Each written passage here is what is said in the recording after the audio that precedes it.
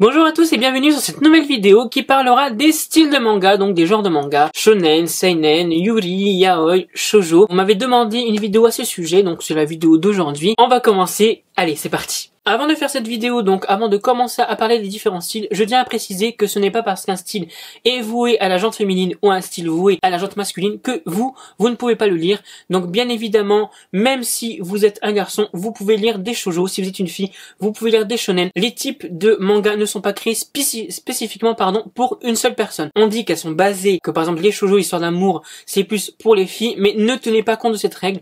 Lisez les histoires qu'il vous plaisent.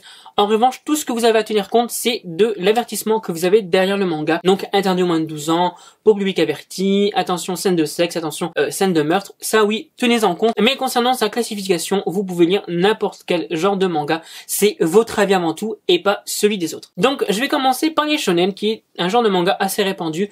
Donc, le shonen, c'est quoi? C'est un manga destiné à la base pour les garçons, c'est-à-dire en fait des mangas d'aventure avec un style particulier de combat. Voilà, c'est souvent des mangas un peu comme My Hero Academia, comme Fairy Tail, des mangas assez connus. One Piece, qui est souvent des mangas qui traiteront de magie, qui traiteront de fantastique, d'aventure. Il y a énormément de titres shonen. Leurs dessins d'ailleurs alors je ne dirais pas se ressemblent assez, mais ont les mêmes caractères. C'est souvent également les mêmes ficelles, c'est-à-dire qu'on a beaucoup par exemple de shonen qui vont parler de lycéens, souvent d'un garçon qui va finalement être le héros de l'histoire, mais qui était à la base le faiblard de l'histoire. Par exemple, je vais parler de Magical Girl, qui est un excellent shonen, mais Kikugami n'est pas à la base un héros. C'est plutôt un héros lambda qui sert plutôt à rien. Mais là, finalement, il va être le héros de l'histoire. Il y a également donc My Hero Academia, où le personnage principal n'a pas de pouvoir à la base, mais finalement va être le héros de l'histoire. Fairy Tail, c'est un peu plus compliqué, puisque là, évidemment, on a Natsu, on a Lucy, on a beaucoup plus de personnages, donc je vais pas revenir là-dessus. Mais c'est énormément de mangas comme ça. C'est souvent les mêmes codes. Attention, c'est souvent les mêmes codes, oui, mais il y a pas mal d'originalité sur les titres, donc ce n'est pas évidemment les mêmes histoires, ce n'est pas évidemment non plus. Tous les shonen ne sont pas bons à jeter, hein. Très loin de là. Moi, j'en lis énormément, donc très loin de là. Mais c'est vrai que c'est souvent les mêmes codes. Si vous aimez un peu l'univers lycéen, un peu l'univers fantastique, voilà, vous allez vous retrouver dans ces codes-là. Donc évidemment, c'est basé pour les garçons, puisque c'est beaucoup d'aventures, c'est beaucoup de personnages principaux masculins. Mais évidemment, si vous êtes une fille, vous pouvez adorer lire des shonen. Hein. Ça, il n'y a pas vraiment normalement de limite d'âge, à part pour certains titres là évidemment où c'est plutôt horreur. Les shonen ne traitent pas en profondeur des sujets de la vie, enfin normalement non. Ça c'est plutôt seinen, donc qui est une catégorie plus adulte, puisque les shonen sont plus souvent pour les adolescents. Alors j'ai 26 ans et j'en lis énormément, donc adolescent. Ça me permet de m'évader surtout sans penser trop aux problèmes de la vie par exemple. Mais les shonen vont rester un peu plus en surface concernant les problèmes actuels, ou même des problèmes, voilà, ce sera pas très profond comme on le verra dans le seinen, où c'est peut-être un concept un peu plus mature. Mais là encore une fois, ce n'est pas parce que vous avez 12, 14, 16 ans que vous ne pouvez pas lire de seinen. Bien évidemment que non, ça c'est votre avis à vous. Mais les shonen, voilà, sont vraiment... c'est plus axé sur le côté fantastique et aventure, je dirais. En tout cas, il y a de très bons titres dans la collection shonen, notamment l'excellent One Piece, l'excellent Bleach. Voilà, des gros titres. Il y a également Seraph of the End que je ne saurais trop vous recommander. Donc penchez-vous voilà sur ces titres-là si vous ne connaissez pas encore le monde du shonen. Peut-être un peu moins sur des œuvres moins connues. Essayez de vous faire peut-être un avis sur ces œuvres-là déjà bien connues pour voir si vous aimez le style. Concernant donc le deuxième style, on va dire le plus récurrent dans les mangas, il va s'agir des shoujo. Donc les shoujo est classifié pour les jeunes demoiselles, entre parenthèses encore une fois. Donc là c'est souvent, et c'est même tout le temps, une histoire d'amour, souvent un triangle amoureux entre deux gars qui aiment une fille.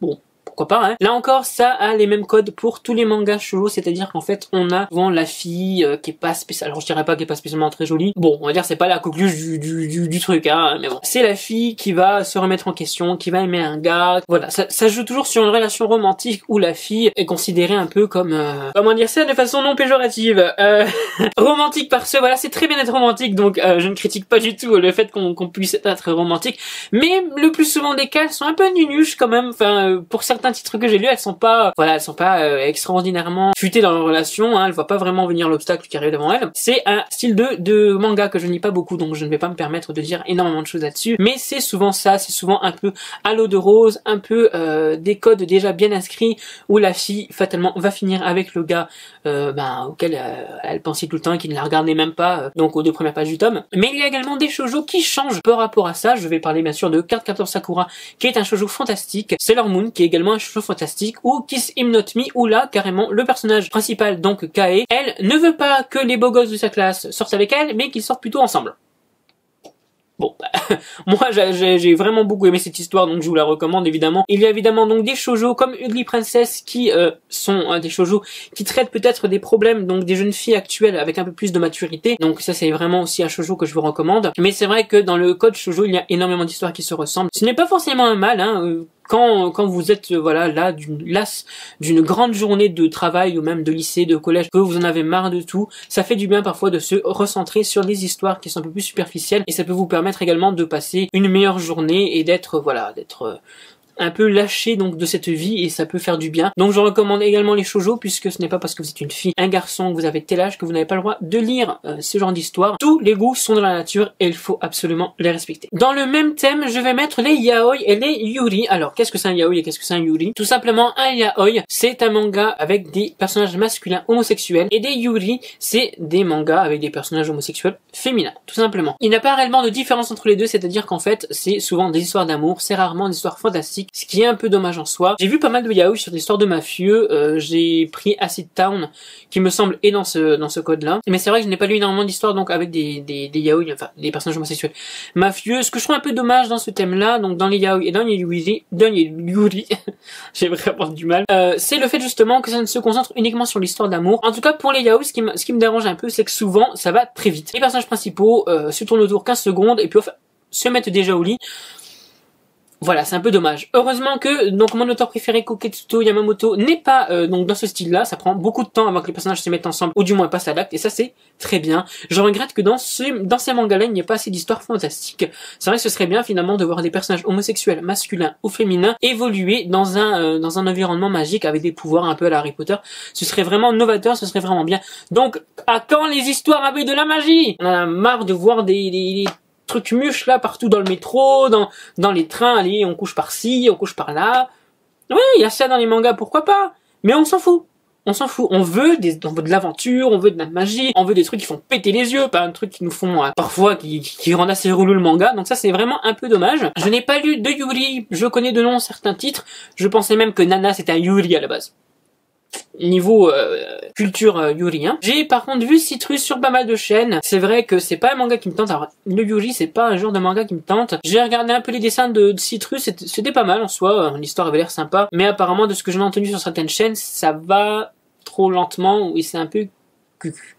Donc ça me donne pas forcément envie d'aller lire ce manga. N'hésitez pas à marquer dans les commentaires hein, si vous avez des titres peut-être des genres de mangas que je vous parle qui pourraient m'intéresser ou qui pourraient intéresser donc les autres personnes qui commentent. Donc n'hésitez pas à mettre les titres que vous avez aimés. Dans tous les cas, yaoi et yuri, c'est un peu particulier comme genre. Si vous n'aimez pas les histoires homosexuelles, ne tentez pas du tout la lecture. Parfois c'est assez trash, c'est assez cru. Donc peut-être que je le conseillerais pas à des gens, à des personnes trop jeune. Évidemment, il y a énormément de scènes de sexe. Normalement, c'est marqué donc à la fin, enfin derrière le manga. Donc là, évidemment, ce serait peut-être prendre avec plus de pincettes. Si vous commencez la lecture des yaoi, je vous conseillerais plutôt des yaoi blue. Donc c'est plutôt des histoires d'amour avec très peu, voire pas du tout, de scènes de sexe. Là tout de suite, j'ai pas de tout titre. Ou les titres de Kotetsuko Yamamoto qui abordent peut-être le terme sexuel un peu plus en douceur. Mais par contre, ne lisez pas Kishikwan Count, puisque les 3 premières pages, bah c'est ça. Donc voilà. Là, pour le coup, évitez peut-être ce genre de titre si vous êtes assez réfractaire à ça, mais respectez toujours les avis des autres hein, qui lisent ces mangas. Ce n'est pas parce que vous lisez des yaoi ou des yuri que vous êtes forcément homosexuel. Vous pouvez lire donc ces mangas parce que cela vous intéresse. D'ailleurs, il y a un très bon seinen qui traite de l'homosexualité, qui est Le mari de mon frère, que je vous recommande à 100%, paru aux éditions Akata. Si les personnes qui lisent les yuri ou les yaoi sont homosexuels, c'est leur vie, c'est comme ça. Chacun ses goûts encore une fois, donc ne critiquez pas et toujours balayez devant sa porte avant de balayer devant celle des autres. Et le dernier style de manga que je vais vous présenter sont donc les seinen, donc c'est les seinen. Je ne vous parlerai pas des josei, des autres titres, voilà, enfin des autres styles de manga. Je me suis vraiment penché sur ceux que je connais le mieux. Donc les josei pour moi c'est un peu trop vague. C'est comme le shoujo mais avec peut-être une histoire un peu plus adulte, donc c'est une romance un peu plus adulte, mais je ne vais pas du tout m'orienter vers ce sujet-là pour ne pas vous induire en erreur. Je vais donc terminer avec les seinen. Les seinen, c'est souvent des mangas tranches de vie, enfin en tout cas c'est des mangas plus matures qui abordent des sujets peut-être un peu plus sensibles en profondeur, c'est-à-dire qu'en fait on a souvent un contenu plus adulte dans les seinen que dans les shonen ou que dans les shoujo. C'est souvent du tranche de vie, donc c'est souvent voilà des thèmes de société, comme je vous l'ai dit par exemple Le mari de mon frère qui traite de l'homosexualité d'un des personnages et de voir comment est-ce que justement la société prend ce sujet-là et également donc son beau-frère qui était très réfractaire à l'homosexualité de son frère. Et donc c'est un titre assez intéressant. Il y a énormément de titres seinen qui pourraient vous plaire. Alors je n'ai pas tous les titres dans la tête, hein. Il y en a énormément. Pour dire que c'est des mangas, ça traite des sujets assez profonds. On a par exemple le racisme, on a le chômage. Alors on a également des thèmes joyeux, hein, je vous rassure, on a la famille, voilà. C'est vraiment des thèmes qui seraient plus concernés par un public adulte. Bien sûr, vous pouvez lire ces thèmes, ça peut également vous instruire sur certaines cultures. Je sais que voilà, par exemple pour le mari de mon frère, il y a plusieurs anecdotes concernant l'homosexualité qui sont assez intéressantes quand on ne connaît pas du tout l'histoire, voilà, de l'homosexualité en général. Donc c'est vrai que ça nous aide à avoir un peu plus de culture, peut-être culture générale pour certains titres. Je trouve que l'univers seinen est un univers riche. Alors je dis mature, oui, puisque ça nous permet d'avoir des avis un peu plus ancrés, des avis un peu plus concrets sur certaines choses de la vie. Donc oui, c'est plus mature, mais ça en reste pas moins de très bonnes lectures. Ce n'est pas quelque chose de chiant, ce n'est pas un dico que vous allez ouvrir en disant bah mince, pourquoi je lis ça? Non, c'est vraiment des histoires qui sont très bien construites et des dessins qui sont souvent magnifiques. Après là, c'est bête parce que dans cette vidéo, du coup, j'ai aucun titre qui me revient en seinen. Il y a également du survival game en seinen, hein, c'est-à-dire qu'il y a il peut y avoir des livres horreur hein, sur des seinen. Je crois que Dragon Head, je crois que c'est un seinen.